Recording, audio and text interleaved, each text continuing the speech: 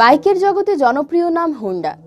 নতুন নতুন লুকে একের পর এক হোন্ডার বাইক হাজির হচ্ছে বাজারে। বাইক প্রেমীরাও লুফে নেন নতুন নতুন ব্র্যান্ডের এসব বাইক।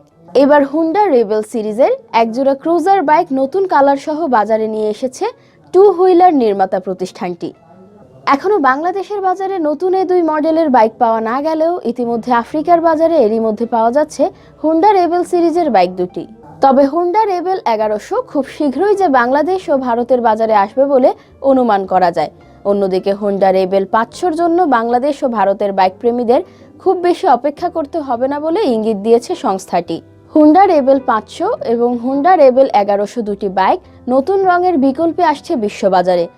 চলতি মাসেই নতুন কালার স্কিমের সঙ্গে 2022 হোন্ডা রেবেল 250 লঞ্চ হয়েছে জাপানের বাজারে। শুধু রঙেই পরিবর্তন আনা হয়েছে বাইক দুটির। এছাড়া আগের সব ফিচারই থাকছে আপডেট ভার্সনে। আপডেটেড হোন্ডা রেবেল 500-এ নতুন পার্ল অর্গানিক গ্রিন রং যোগ করা হয়েছে। নতুন কালার স্কিমের পাশাপাশি বিদ্যমান matte jeans blue, graphite black ও ম্যাট অ্যাক্সিস গ্রে রঙের বিকল্পগুলোও আসছে। এছাড়া অন্য কোনো মেকানিক্যাল আপডেট আনা হয়নি। আগের মতোই এতে 471 সিসির প্যারালাল টুইন ইঞ্জিন রয়েছে, যা থেকে সর্বোচ্চ 47 বিএইচপি পাওয়ার উৎপন্ন হয়।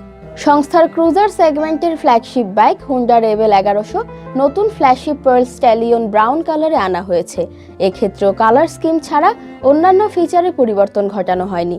পূর্বের মতোই 1100 সিসি প্যারালাল টুইন ইঞ্জিন সহ এসেছে বাইকটি। চলতি এর টুইন অ্যাডভেঞ্চার ট্যুরার মডেলটিতেও একই পাওয়ার ট্রেন রয়েছে।